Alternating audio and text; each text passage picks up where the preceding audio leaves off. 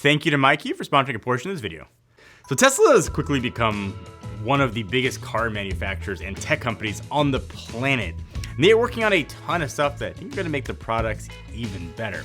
It's been a busy few years for Tesla. In the past few months alone, we've seen price drops, we've seen new autopilot hardware, we've seen new colors of red, and it appears as if the newness is going to continue into 2023 and later. I think Tesla, like most car companies, you don't generally get new products all the time. You just get refinements of what they have. But it seems like this year, we might actually get some some real stuff, some big things that Tesla's been talking about, Elon's been promising, and there's a lot more on the horizon that has been not as talked about as, say, a Cybertruck. Let's just talk about it all. So out of all the big things Tesla is doing, this is literally and figuratively, Cybertruck has got to be the biggest. I think the one that everybody's holding their breath for. So, is it real? Is it coming? All that kind of stuff. If you believe Tesla, Cybertruck is very much real, and we'll see it on the roads this year. Tesla said this publicly, which means they are now held accountable to their shareholders. So I would assume we will see at least one Cybertruck somewhere on the road this year. This is only about 2 years later the original release date, with a global pandemic, supply chain issues, and then some generally Tesla time thrown in there. 2 years is not as bad as I guess it could have been. Tesla seems very adamant that we're finally going to get this truck, and I tend to believe them. But since we got our first glimpse of this truck, a lot has changed, and there's a lot we still don't know. The Investor Day event, we got to see the closest look yet at the near production Cybertruck. Tesla is calling it pre-production beta. According to employees at the event, this is very close to what we're going to see during production. I had a chance to see one of the mid-ish betas a few months ago. It looked pretty similar to what was announced, but again, what was shown recently is different. We gotta know where to look.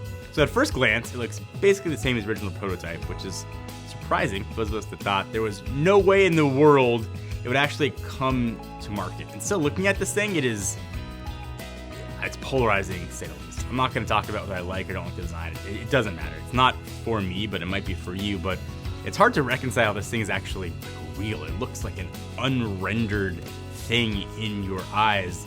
It is what it is. At this point, you've already made up your mind. Its Cybertruck design is going to be for you.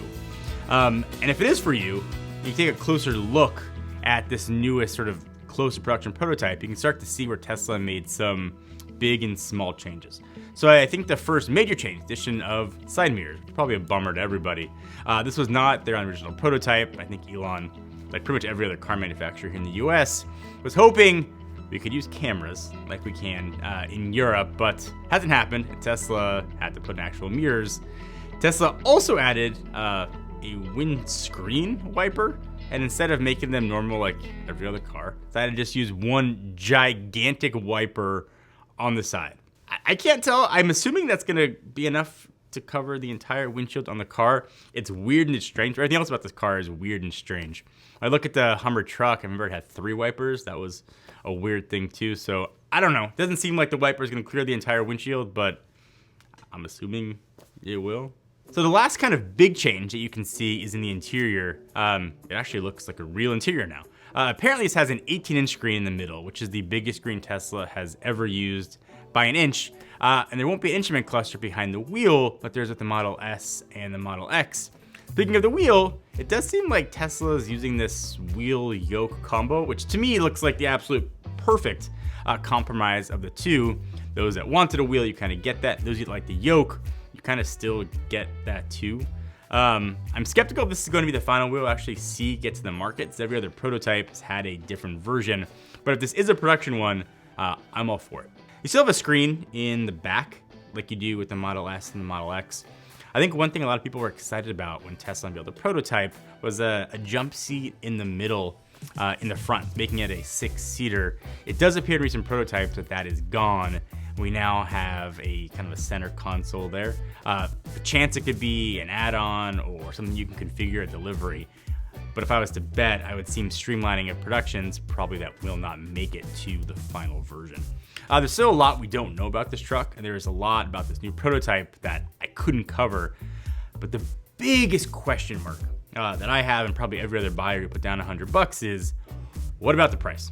So if you go back a few years ago, Tesla, I think, shocked the world when they publicly claimed that the price was going to start just under, like $1, under $40,000. But again, that was pre-pandemic times, that was pre-supply chain times, and that was a couple years ago times. Inflation has hit everybody. That is almost certainly not going to be the launch price. So I would expect when this thing actually gets to market, Tesla to ship the high-end one, so the tri-motor version. I would expecting that price, just a guess here, to be in the $85,000 to $95,000 mark. So if you're keeping track at home, that SKU was originally supposed to be about $70,000. That alone, I think, is going to be a big bummer, a big reason people may not get this truck. Now, of course, Tesla should bring the SKUs down a little bit, but I don't think we're ever going to see that barely sub $40,000 Cybertruck that we were told was coming a few years ago. But again, only time's gonna tell. Tesla says we'll see the first deliveries this year, with mass manufacturing in 2024, and they're certainly hiring if they're planning on sticking to that timeline. I think one of the beauties of Tesla is they're always getting better. Now, you never know when they're gonna get better, which is kind of unfortunate if you're buying one, but the software, at least you know, is always improving. So in fact, a few months ago, all Teslas got MyQ Connected Garage support, which means you no longer needed hardware in the car to control your garage, which I think is super cool. You also don't need line of sight. You don't have to be in front of your garage for it to work. So if you don't know what MyQ is, it exists outside of Tesla too. I've actually had it in my garage for a long time, but it gives you a smart way to control your garage, either with a built-in into the opener, which I have. Actually, I've got a cool camera built into mine I can monitor my garage with, but also through accessories that give you smart control over your garage. It's pretty seamless and it works really well with a bunch of the third-party home assistants. It's a really elegant solution. It's software using the car's data connection, which is awesome. It does, I think, some of the cool Tesla stuff, which means as you drive up to your garage, it'll automatically know you're across the geofence if you wanted to, open for you. Same thing with reversing on the way out. And it's built in. It looks like a native solution when you use it. So you don't have to worry whether or not you left the garage door open. It's obviously integrated with the MyQ app as well. It'll work with multiple Teslas, multiple garages, kind of anything you've got in your MyQ app, it'll work with in your car. Setting this thing up too is like a seconds process. You just scan a QR code and you're on your way. It's not free. It is a subscription service. They offer different plans, even a 5 and a 10-year option. The good news though is that even if you sell your car within that 5 or 10 years, you still have access to the service. So it'll go with you to your new Tesla. It doesn't stay with that particular car. Any garage you have access to via your MyQ app will be there and it'll work, which makes it pretty seamless and easy. If you want to give it a shot and decide what's right for you, MyQ will actually give you a free 30-day trial and a free smart garage control hub if your garage doesn't already have it and support it. You decide to go with the 5 or the 10-year options, you can use the code JOHNR10, give you 10% off of both of those. I did a whole video kind of detailing all the features of what this can bring. I'll link to it down below. I'll also put all the information you need in case you want to subscribe on your own.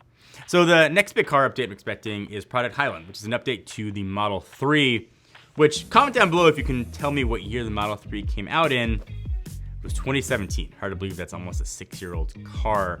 It's only received kind of minor interior updates, and that's pretty much been it. Project Highland looks to be the biggest update to the Model 3 ever. We've seen some spy shots of Model 3s driving around with some camo on it. So you know this project is real. What exactly we expect to see is still a question.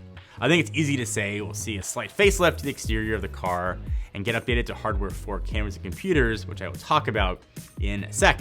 I also expect all this to come to the Model Y in some shape or form too. We haven't seen the prototypes driving around yet, if they exist.